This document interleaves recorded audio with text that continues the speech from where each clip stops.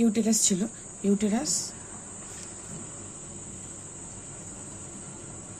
ইউটেরাসের দুদিকে ছিল দুটি ফ্যালোপিয়ান টিউব। নিচের পোর্শনে ছিল সার্ভিক্স, মিডল বডি। ফান্ডাস, উপরের পোর্শন ছিল ফান্ডাস, মিডল বডি,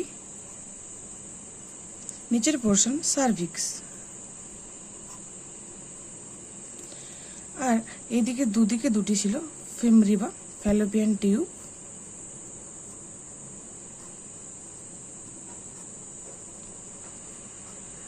দুটি ফ্যালোপিয়ান টিউব। ইউটেরাস ওয়াল ছিল কি কি? তিনটে ওয়ালের তিনটে লেয়ার। ইউটেরাস ওয়ালের তিনটে লেয়ার: পেরিমেট্রিয়াম, মায়োমেট্রিয়াম, এন্ড্রোমেট্রিয়াম। পেরিমেট্রিয়াম সব থেকে বাইরের layer,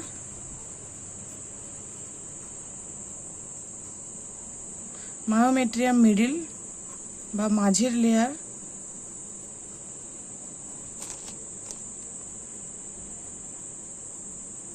perimetrium outer most layer. Endometrium একদম শেষের লেয়ার বা এন্ড যাকে বলে, একদম শেষের লেয়ার। Perimetrium, myometrium, endometrium. তো এখানে পড়েছিলাম আমরা যে দুদিকে দুটি ওভারিজ থাকে। ওভারি হলো ওভালুয়েশন করার গ্ল্যান্ড বা ওভালিউটারি গ্ল্যান্ড। সেই ওভারির মধ্যে কি হয়, অনেক ছোট ছোট পরিমাণ, অনেক প্রায় million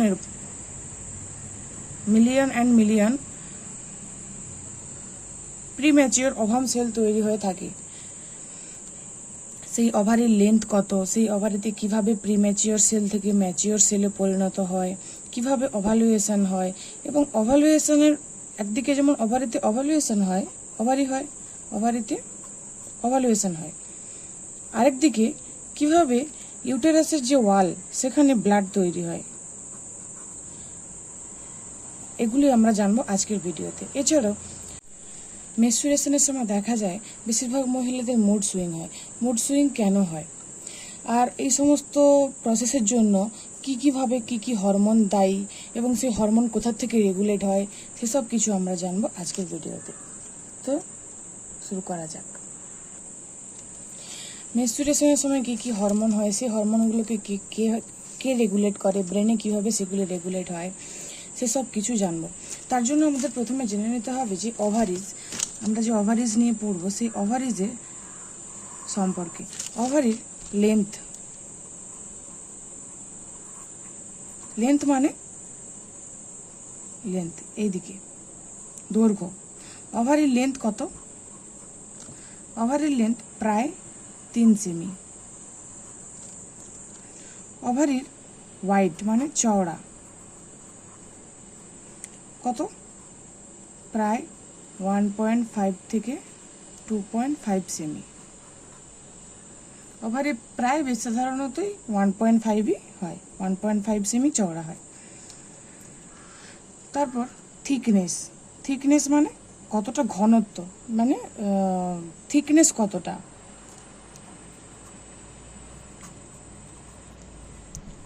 ওভারির thickness 1 semi.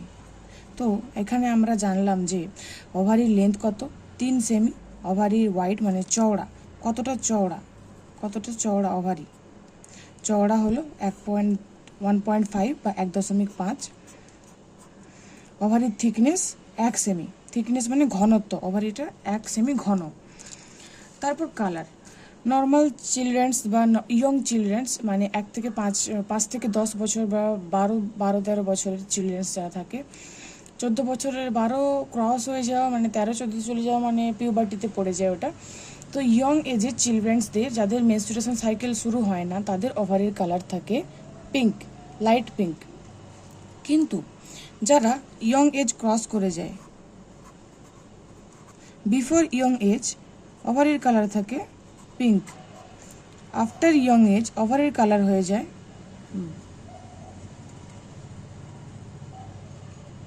After young age ওভারির কালার হয়ে যায় গ্রেইস,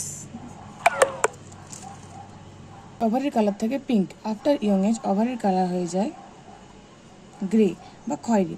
কারণ ওভারিকে অনেকবার ধরে ওভারিতে ওভালুয়েশন হয়, প্রতি মাসে রেগুলেট হয়, অনেক হরমোনের এফেক্ট পড়ে, তার জন্য ওভারি কালার চেঞ্জ হয়ে গ্রেতে হয়ে যায়। কারণ ওভারির মধ্যে ব্লাড ভেসেলসের ব্লাড সাপ্লাইয়ের পরিমাণ বাড়তে থাকে, তাই গ্রে হয়। কিন্তু বিফোর ইয়ং এজ মানে বিফোর পিউবার্টি ওভারির কালার থাকে পিঙ্ক। ওভারিতে ব্লাড সাপ্লাই কে দেয়? ওভারিয়ান আর্টারি আছে। Ovarian artery is the branch of abdominal aorta. Abdomen দিয়ে যে এওটা ব্রাঞ্চটি যায়, সেই ব্রাঞ্চ থেকে ব্লাড ভেসেল সাব ব্রাঞ্চ থাকে, তার নাম ওভারিয়ান আর্টারি। সেই ওভারিয়ান আর্টারি ওভারির মধ্যে ব্লাড সাপ্লাই করে, এমনকি ফ্যালোপিয়ান টিউবের কিছু অংশের মধ্যে ব্লাড সাপ্লাই করে। আশা করি এখানে বোঝা যাচ্ছে যে ওভারির লেন্থ কত। ওভারির লেন্থ 3 সেমি, ওভারির ওয়াইড 1.5 সেমি বা 1.5 সেমি, ওভারির থিকনেস 1 সেমি। এবং বিফোর পিউবার্টি ওভারির কালার থাকে পিঙ্ক, কারণ এতে ওভালুয়েশন হয় না। এবং আফটার পিউবার্টি ওভারির কালার থাকে গ্রে, কারণ এটাকে বারবার ধরে প্রসেসের মধ্যে যেতে হয়। আর ওভারিতে ব্লাড সাপ্লাই করে ওভারিয়ান আর্টারি, যেটা কিনা অ্যাবডোমিনাল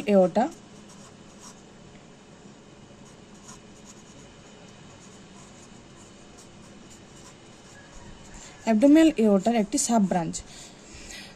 এত ডিটেল জানার দরকার, কারণ যারা এইমস এবং নরসেটের জন্য প্রিপারেশন করে তাদের এরকম কোশ্চেন আসে যে ovarian artery is sub branch of which artery বা হুইচ এওটা, তার জন্য জানা দরকার। Up to birth mitosis division থাকে। বার্থের পর যখন থেকে পিউবার্টি চালু হয় তখন থেকে মিওসিস ডিভিশন চালু হয়। তো এই মিওসিস ডিভিশনটা হয় ওভারির মধ্যে। প্রাইমারি ওসাইট সেকেন্ডারি ওসাইটে পরিণত হয়। প্রাইমারি ওসাইট সেকেন্ডারি ওসাইটে পরিণত হয়। যদি ফার্টিলাইজেশন হয় তবেই সেকেন্ডারি ওসাইট মানে সেকেন্ডারি যে ডিভিশন, সেকেন্ড মিওটিক ডিভিশন, এটা কমপ্লিট হয়। কিন্তু যদি ফার্টিলাইজড না হয় তখন সেকেন্ড মিওটিক ডিভিশন কমপ্লিট হয় না, তার আগেই ওভাম সেলকে মারা যেতে হয়। কিন্তু যদি ফার্টিলাইজড হয় তাহলেই সেই ovum cell second meiotic division continue করতে থাকবে। ফার্স্ট মিওটিক ডিভিশন থেকে সেকেন্ড ডিভিশন, প্রাইমারি ওসাইট থেকে সেকেন্ডারি ওসাইটে পরিণত হওয়া, এই প্রসেসটি কমপ্লিট হয় ওভারির মধ্যে। তো এখন আমরা বলবো যে কিভাবে একটা ওভারির মধ্যে ফলিকলসগুলো ম্যাচিওর হয় বা ওভারিতে ফলিকলস আসে কোত্থেকে। তার জন্য আমাদের প্রথমে জানতে হবে ওভারির স্ট্রাকচারটা। তো এটা যদি একটা ওভারি হয়, এর মধ্যে আমরা দেখতে পাচ্ছি আগের থেকে কিছু প্রিমর্ডিয়াল ফলিকল থাকে, যেটা কিনা বাই বার্থ একটা ফিমেলের বডিতে থাকে, ওভারির মধ্যে থাকে। আর এখান দিয়ে কি হয়, ovarian ligament, ovarian blood supply হয়, ব্লাড সাপ্লাই হতে থাকে। ওভারির মধ্যে প্রিমর্ডিয়াল ফলিকল কি হয়, প্রাইমারি ফলিকলে পরিণত হয়। কিসে পরিণত হয়?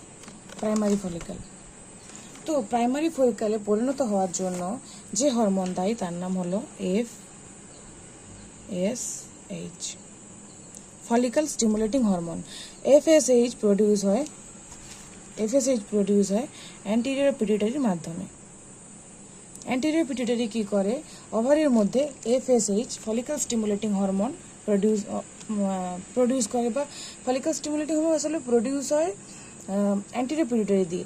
ব্লাডের মাধ্যমে ওটা স্টিমুলেট করে ওভারি সেলগুলোকে যে প্রিমোডিয়াল ফলিকল থেকে প্রাইমারি ফলিকলে পরিবর্তন হওয়ার জন্য।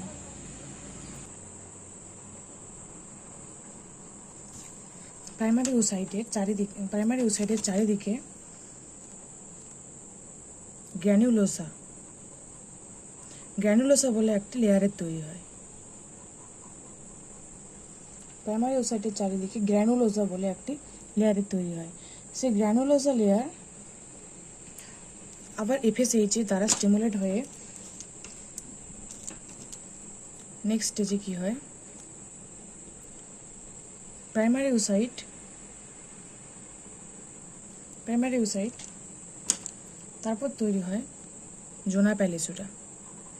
জোনা প্যালিসোডা গ্র্যানুলোসার কাজ হলো যে প্রাইমারি ওসাইট আছে ওটাকে নারিশমেন্ট দেওয়া, এবং ওটা যেহেতু ডেভেলপ হচ্ছে তাই বেশি নারিশমেন্ট পাওয়ার জন্য, বেশি নিউট্রিশন পাওয়ার জন্য একটা লেয়ার তৈরি হয় যার নাম জোনা প্যালিসোডা।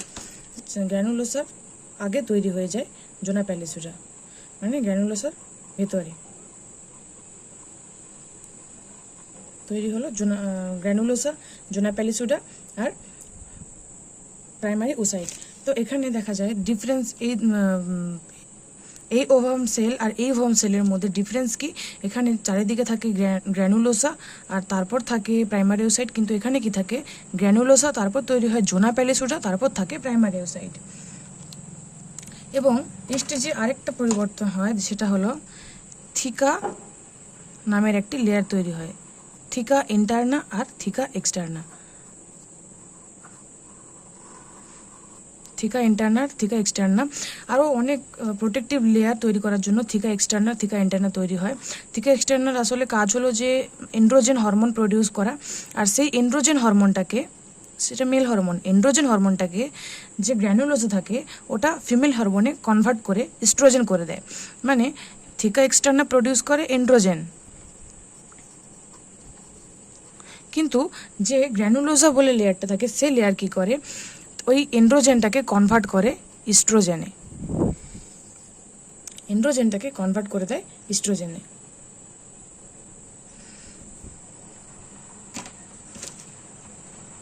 তারপর ধীরে ধীরে ইস্ট্রোজেনের পরিমাণও বাড়তে থাকে, ইস্ট্রোজেন পরিমাণ বাড়তে বাড়তে কি হয়, ওই সেলটা ম্যাচিওর হয়, মানে ওভাম সেল ধীরে ধীরে ম্যাচিওর হয়। ম্যাচিওর হয়ে কি হয়, বাইরের লেয়ার থিকা এক্সটার্না, কিন্তু গ্র্যানুলোসা যে লেয়ারটি ওইটি দুটি ভাগে ভাগ হয়ে যায়, একটি থিকা এক্সটার্নার সাথে মিলে থাকে,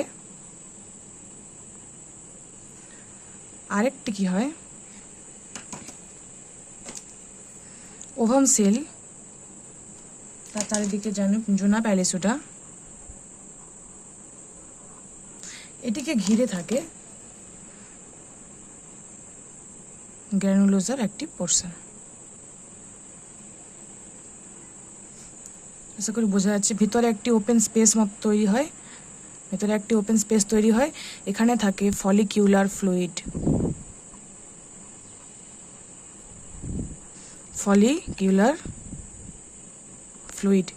এখানে থাকে ফলিকিউলার ফ্লুইড, বাইরে থিকা এক্সটার্না, তারপর জোনা প্যালিসোডা, থিকা এক্সটার্না, তারপর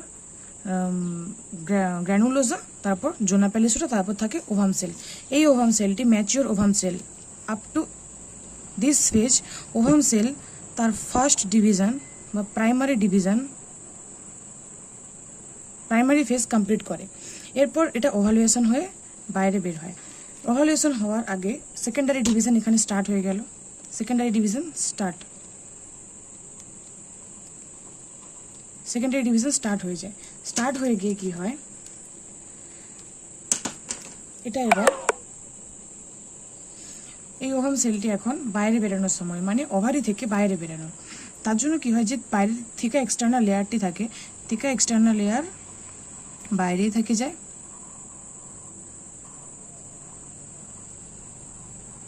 থিকা এক্সটার্নাল লেয়ার বাইরেই থেকে যায়। তার সঙ্গে যে গ্র্যানুলোসার যে লেয়ারটি থিকা এক্সটার্নাল সঙ্গে থাকে সেটিও থিকা এক্সটার্নাল সাথেই থেকে যায়, মানে ওভারির মধ্যেই থেকে যায়। শুধু বের হয় কে ফলিকিউলার ফ্লুইড আর ওভাম সেল, আর এখানের মধ্যে থাকা যে ফলিকিউলার ফ্লুইড থাকে সেই ফলিকিউলার ফ্লুইডটি বের হয়। এবার এটা কিভাবে বের হয় না, এই যে ইস্ট্রোজেন হরমোন কি হয়, ব্রেনের কাছে নেগেটিভ ফিডব্যাক দেয়, কারণ একবার ইস্ট্রোজেন হরমোনের লেভেল বাড়া শুরু হয়ে গেলে, ইস্ট্রোজেন হরমোন লেভেল ধীরে ধীরে বাড়তে থাকে, সে কি করে ব্রেনের কাছে গিয়ে বলে যে প্রাইমারি ডিভিশন অলরেডি কমপ্লিট, তো সেকেন্ডারি ডিভিশন চালু হচ্ছে। তার জন্য কি করতে হবে, ফলিকাল যে স্টিমুলেটিং হরমোনটাকে প্রডিউস করা বন্ধ করে দিতে হবে, যাতে কি হয় ফার্দার ফলিকাল না ম্যাচিওর হতে পারে। কারণ একসাথে তো একটা ফলিকল ম্যাচিওর হয় না, ফলিকল 50টা 60টা একসাথে ম্যাচিওর হয়। সবথেকে তাদের মধ্যে সবথেকে যে ফলিকলটা, যে ওভাম সেলটা তার থেকে সবথেকে শক্তিশালী হবে, যাতে সেটিকে শুধুমাত্র নিউট্রিশন, সেটির প্রতি যাতে বেশি অ্যাটেনশন দেওয়া হয়, তার জন্য কি হয়, বাকি যে ফলিকালসগুলো থাকে সেগুলো যাতে কোনোভাবে গ্রো না করতে পারে, সেগুলো যাতে তাদের প্রাইমারি ডিভিশন সেকেন্ডারি ডিভিশনে আসতে না পারে, তাই ফলিকাল স্টিমুলেটিং হরমোনটাকে ডিক্রিজ করে দেওয়া হয়। কিসের মাধ্যমে? ইস্ট্রোজেন, ওটা ব্রেনকে সিগন্যাল দেয়, ওটাকে বলা হয় নেগেটিভ ফিডব্যাক। যখন ইস্ট্রোজেনের মাধ্যমে অন্য ফলিকালসদের ডেথ হচ্ছে, তাদের অ্যামাউন্ট রিডিউস হচ্ছে, ওটাকে তাই বলা হয় নেগেটিভ ফিডব্যাক। তার ফলে কী হয়, ফার্দার কোনো সেল গ্রো করতে পারে না।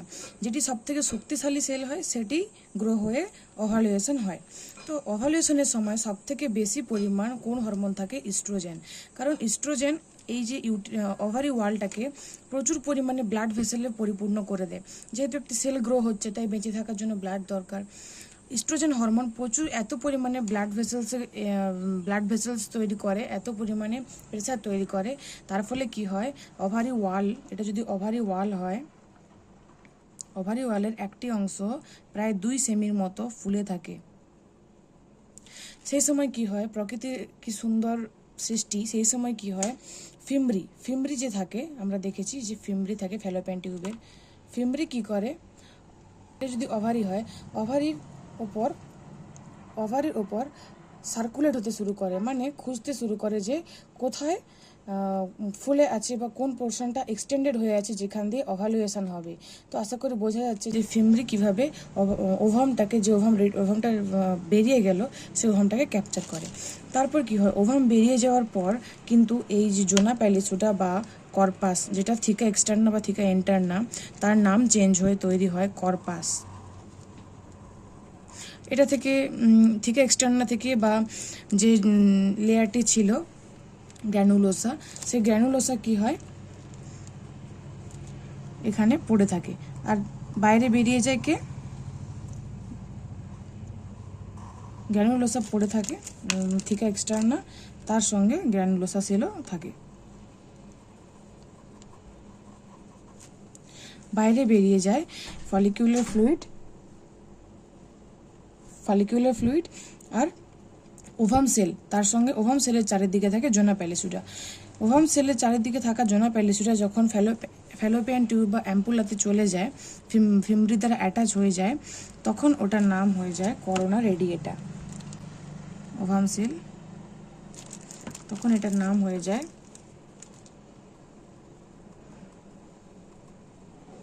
করোনা রেডিয়েটা। তো এই যে থিকা এক্সটার্না বা থিকা ইন্টারনা থাকে, সেটা পরবর্তীকালে কিসে তৈরি হয়, টেম্পোরারি এন্ডোক্রাইন গ্ল্যান্ডে তৈরি হয়, যেটা কিনা প্রচুর পরিমাণে টেম্পোরারি এন্ডোক্রাইন গ্ল্যান্ডে তৈরি হয়, যেটা প্রচুর পরিমাণে প্রোজেস্টেরন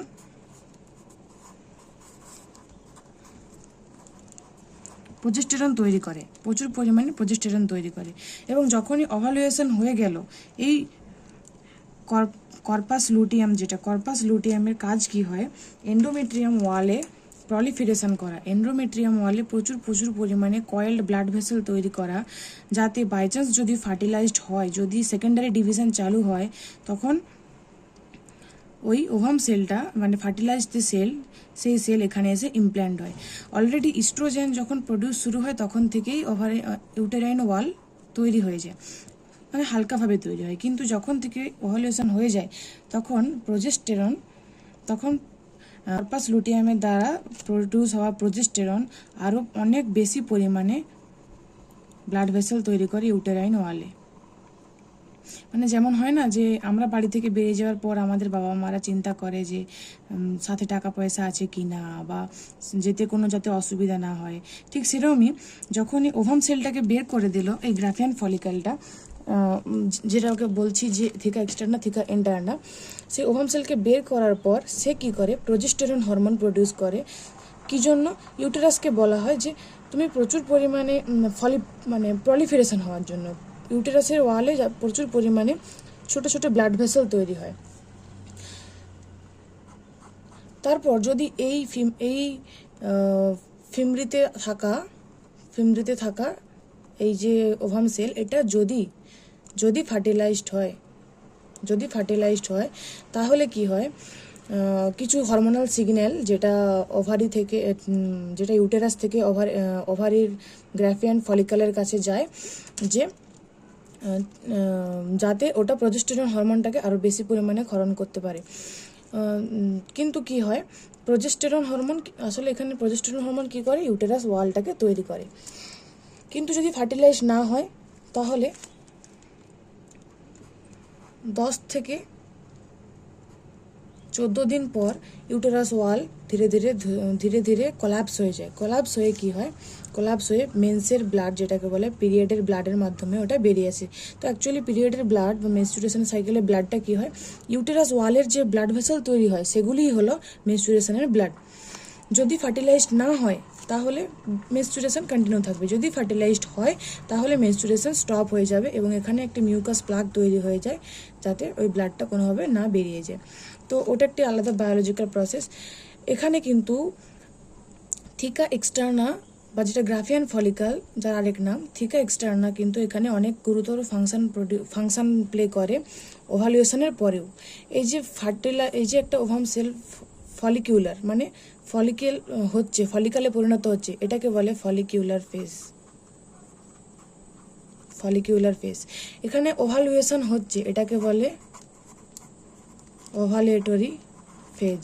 তারপর এটা লুটিয়ালে পরিণত হচ্ছে, লিউটিয়াল মানে ইয়েলো, এটা ইয়েলো কালারে পরিণত হচ্ছে, তাই এটাকে বলে হয় লুটিয়াল ফেজ। তো একটা কমপ্লিট ওভারিয়ান সাইকেলের 3টা ফেজ। ফলিকিউলার ফেজ, যেখানে প্রাইমারি ফলিকল সেকেন্ডারি ফলিকল তৈরি হয় এবং প্রাইমারি ফলিকল ম্যাচিওর হয়।